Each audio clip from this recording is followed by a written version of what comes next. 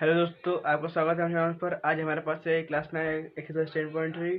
तो देखते हैं फर्स्ट क्वेश्चन क्या कहता है। Draw difference point pairs of circle. How many points does each pair is have in common. What is the maximum number of common point. हमें different circle की pair निकालनी है, उसमें कितने कॉमन पॉइंट्स और मैक्सिमम कॉमन पॉइंट नंबर कितना है वो बताना है। तो देखते हैं। मैंने यहाँ पर कुछ सर्कल की पेयर ऑलरेडी ड्रॉ करके रखी है। देखिए, एक सर्कल है, वो एक सर्कल, इसमें कॉमन पॉइंट 0 है, इसलिए मैंने आगे यहाँ पर लिखा है 0 कॉमन पॉइंट। ये यहाँ पे और 2 सर्कल से एक पेयर है, तो यहाँ पर एक कॉमन पॉइंट है, तो 1 कॉमन पॉइंट। उसके बाद यहाँ पर सर्कल है, यहाँ पर एक सर्कल है और एक यहाँ पर एक सर्कल है, ये दोनों की पेयर है और इसमें यहाँ पर एक कॉमन पॉइंट, इसलिए 1 कॉमन पॉइंट। फिर उसी के बाद एक सर्कल है और एक सर्कल है, दोनों पेयर है और इसमें 2 कॉमन पॉइंट, इसलिए 2 कॉमन पॉइंट। और हमने 4 एग्जांपल्स देखे हैं, इसमें ये कॉमन हाईएस्ट था, इसलिए 2 हाईएस्ट कॉमन पॉइंट आएगा। तो हमने फर्स्ट क्वेश्चन सॉल्व कर दिया है।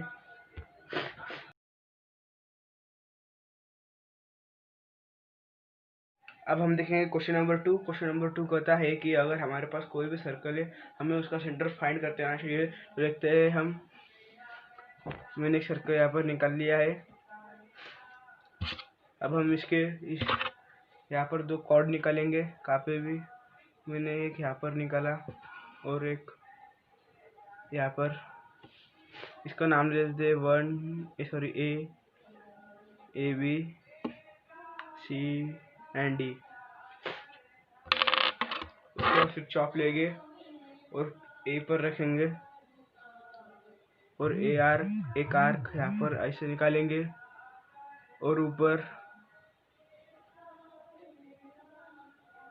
ऊपर निकालेंगे। उसके बाद नीचे पॉइंट डी पर रखकर यहाँ पर एक आर्क और नीचे आर्क। फिर पॉइंट बी पर रखकर यहाँ पर एक और यहाँ पर एक, और उसके बाद पॉइंट सी पर रखकर यहाँ पर एक इंटरसेक्टिंग पॉइंट और यहाँ पर एक इंटरसेक्टिंग पॉइंट। हमें 4 इंटरसेक्टिंग पॉइंट मिल गए, उसे डार्क कर लेते हैं। 1 2 3 एंड 4। अब हम जो हमें पॉइंट की वजह से ज्वाइन कर लेते हैं। हम ये 2 पॉइंट ज्वाइन कर लेंगे फर्स्ट।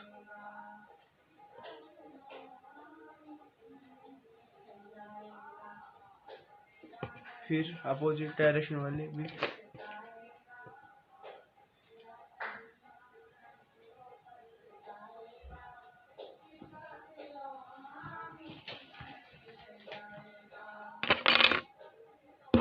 ये हमें सेंटर मिल चुका है। ये हमारा सेंटर पॉइंट। और इसी टेक्निक से आप कोई भी सर्कल की सेंटर इजीली फाइंड कर सकते हैं।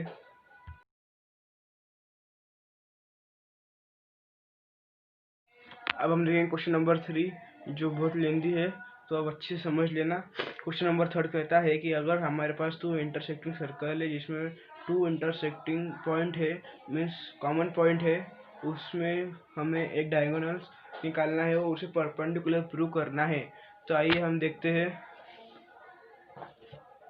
मैंने यहाँ पर निकाला है ऑलरेडी 2 सर्कल, जिसमें 2 कॉमन पॉइंट है। अब हम एक बाइसेक्टर ड्रॉ कर लेंगे। बाइसेक्टर ड्रॉ कर लिया हमने, इसे नाम दे देते ए बी। अब कॉमन पॉइंट को नाम दे देते ओ एंड ओ डैश। अब ओ और ओ डैश को ज्वाइन कर लेते हैं।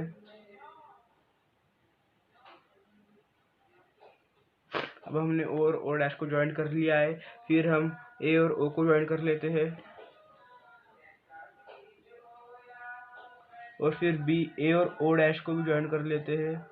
फिर ओ और बी को भी ज्वाइन कर लेते हैं और ओ डैश और बी को भी ज्वाइन कर लेते हैं। हम एक डायग्राम बना ली है। अब इसी पर ही हम पूरी क्वेश्चन सॉल्व करेंगे। तो हमें यह प्रूव करना है फर्स्ट। अब हम ये लिख लेते हैं 2 प्रूफ हमें यह प्रूव करना है कि AM इक्वल टू BM, और ये हमारा यहाँ पर दोनों इंट्रोडक्शन बोलेंगे हम, तो हमें AM और BM को इक्वल दिखाना है। उसके बाद angle AMO equal to angle BMO equal to 90 degree. हमें ये दो स्टेटमेंट प्रूव करने हैं, तो हम स्टार्ट करते हैं। तो पहले हम दो ट्रायंगल सिलेक्ट करेंगे in triangle AOO dash and triangle BOO dash. अब हम इन दोनों ट्रायंगल को कॉन्ग्रुएंट बताना है, तो हम ये लिख सकते हैं OA equal to OB, O dash A equal to O dash B। उसके बाद O dash is common side तो बाय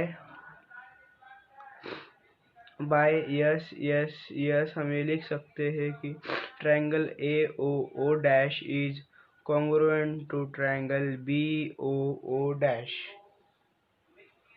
और अब हमने इस ट्रायंगल को कॉन्ग्रुएंट प्रूव कर दिया है। फिर उसके बाद हमें और दो ट्रायंगल सिलेक्ट करने हैं in triangle AMO and triangle BMO। AMO means ये और ये ट्रायंगल BMO, तो उसमें लिख डालेंगे OA equal to OB, OM equal to OM, common side है। फिर हम लिखेंगे angle AMO equal to angle BMO। हमें ये थर्ड स्टेटमेंट इस ट्रायंगल को प्रूव करने से मिली है। हमने क्या प्रूव किया था, इन दोनों ट्रायंगल को प्रूव किया था। इसमें हम बाय सिंपलिसिटी ये लिख सकते हैं कि ये दोनों एंगल इक्वल है। तो इसलिए अब हम ये थर्ड स्टेटमेंट हमें ये प्रूव करने से मिला है, तो हम लिख डालेंगे by yes triangle AMO is congruent to triangle BMO। तो बाय सिंपलिसिटी हमें लिख सकते हैं कि AM is equal to BM। हमने ये लिख दिया है कि AM इक्वल टू BM। अब हमें AM और BM हम प्रूव करना, तो हमने प्रूव कर दिया है यहाँ पर। फिर अब हम लेंगे और फिर बाय सिंपलिसिटी हम ये भी लिख सकते हैं कि angle AMO is equal to angle BMO। हम बाय सिंपलिसिटी हमने दो स्टेटमेंट लिखे हैं।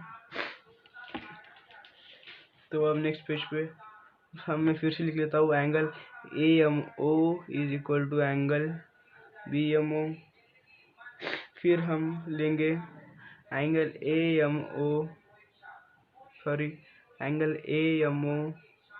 Plus angle BMO equal to 180। अब देखते हैं 180 कैसे आता है। एंगल AMO एंड BMO इस डायग्राम में देखिए AMO मीन्स ये एंगल और BMO मीन्स ये एंगल। हमें यह पता है कि AB लाइन है, तो AB के दोनों साइड्स पर 180 डिग्री के एंगल फॉर्म होते हैं। तो अब मैं ये साइड प्रूव करनी, तो हमें पता है कि ये 180 का है। तो अब हम इसे 180 लिख सकते हैं। तो अब हम ऐसे लिख सकते हैं angle AMO plus angle AMO equal to 180, क्योंकि AMO इक्वल टू BMO। अगर हमने BMO की जगह AMO लिखा तो कोई प्रॉब्लम नहीं है, तो हम लिख सकते हैं 2 angle AMO equal to 180। Angle AMO is equal to 180 upon 2 cut हो जाएगा। Angle AMO equal to 90 degree. तो हमने angle AMO equal to 90 degree आएगा।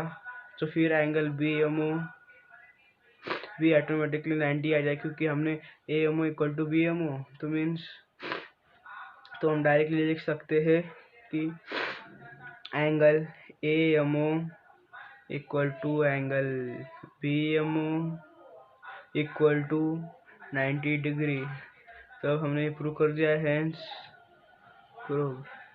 तो दोस्तों हमने एक्सरसाइज 10.3 सॉल्व कर दिए। तो मिलते हैं आपसे अगले वीडियो में।